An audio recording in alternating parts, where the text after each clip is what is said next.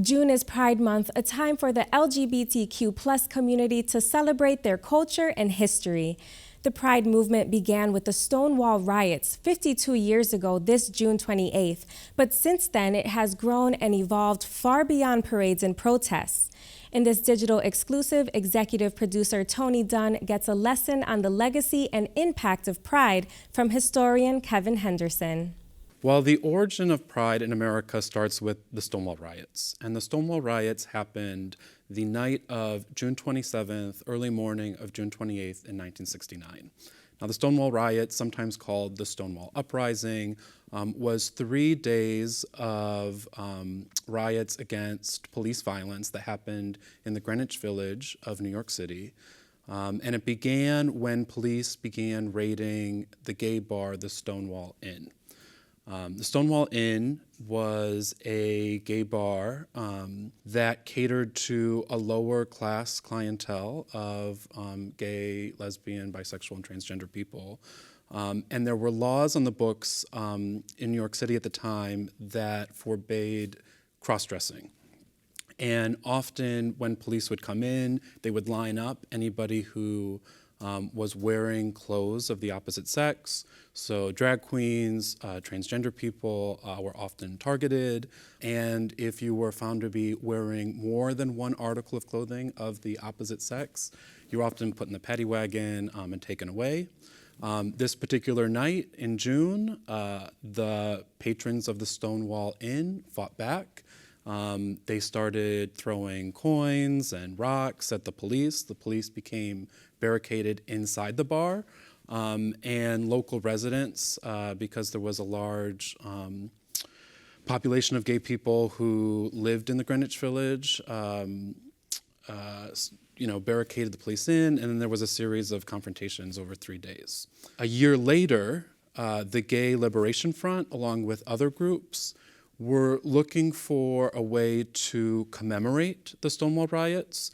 Now, there were other riots and uprisings, police confrontations across the United States before 1969. But the Stonewall riots had gotten the most press.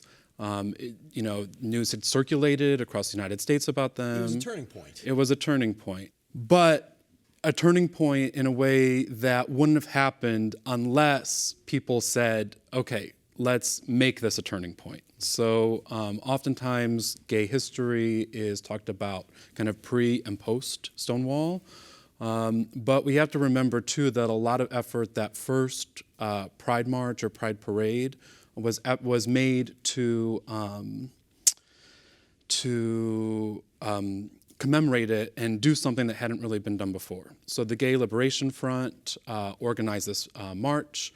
They called other cities and said, hey, do you guys want to do this with us? Will you commemorate this event with us in a particular way? And that first Pride March happened in 1970 and became an annual ritual that still continues today. So today, how important is the concept of pride to the LGBTQ community? It's really important. The word pride itself was used because there is so much shame around sexuality, particularly gay, lesbian, bisexual, and other kinds of alternative sexualities. And that shame certainly has not gone away. So pride is an important way of saying we're not going to be ashamed anymore of who we are. That there's a place for us in larger society. But pride also is not just about kind of throwing off shame or a response to larger society or larger heterosexual society, but it's also the way in which gay people, gay, lesbian, bisexual, transgender people conduct internal politics. So every year at Pride, there's also not only protests, against the Pride Parade and a response against that by conservatives or anti-LGBT forces, but every year there are also all kinds of internal conflicts and internal protests because Pride is also display and a making of what it means to be gay, lesbian, bisexual, and transgender. So America's perception of and engagement with the LGBTQ community has changed, certainly in the 50 years since Stonewall. How have celebrations of and expressions of pride changed along with it over the past 50 years? Right, that's a good question. Well, one thing that is really clear is that the early years, starting in 1970, of the Gay Pride March was organized by a set of radicals who were very much concentrated on not only fighting homophobia, but also were very concentrated on fighting war, imperialism, racism, and sexism.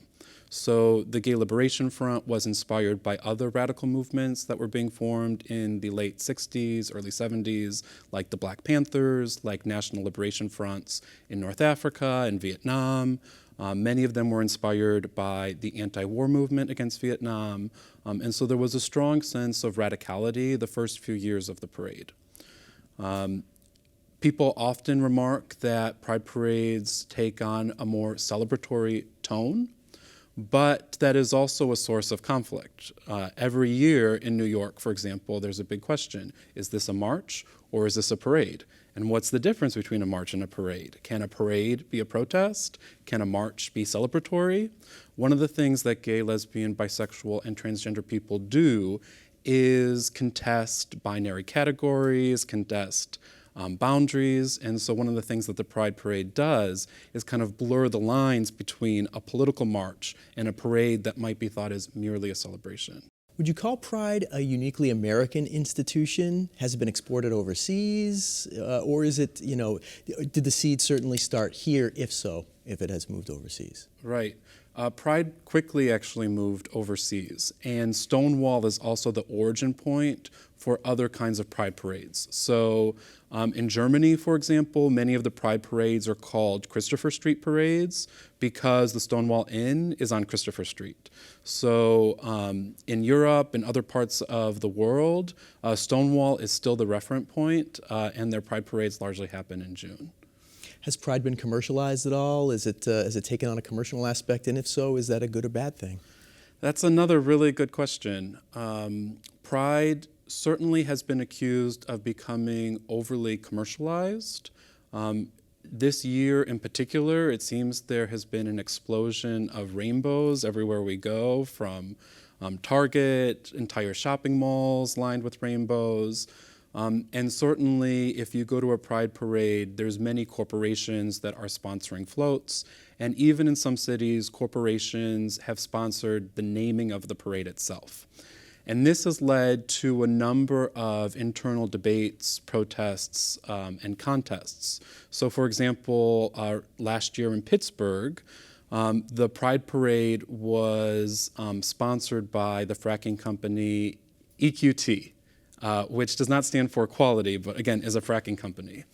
And many gay, lesbian, bisexual, transgender activists said, why is a company that is degrading the environment sponsoring a pride parade? And so they held an alternative march that did not include any kinds of corporations. We've also seen this happen over the years in New York City. So this year in New York City, there's a group called the Reclaim Pride Coalition, which is hosting an alternative march that does not include any corporations, and it's a direct protest against the corporatization of pride. So clearly, in the past 50 years, America's acceptance of LGBTQ folk has grown exponentially. I mean, there is a vast difference between the way things are now and the way they used to be. As you mentioned, there are still strides to go as well. But what would you say, has Pride, is it still as important now as it was in the past? Absolutely, it's important now as in the past. And partly, as I said before, it's because gay pride as a ritualized event is a way in which gay, lesbian, bisexual, transgender people come not only to celebrate themselves, to make a statement to larger society, but also to engage in conflict among themselves, right? To say, who are we? Where are we going? Who do we want to be? Do we want gay, lesbian, transgender, bisexual identity to be a consumer identity? Should it be a more radical kind of identity? Who's included? Who's not included? What kind of issues are important to us? And Pride is our time to talk about these things, to debate them, and enact them through the ritual of the parade.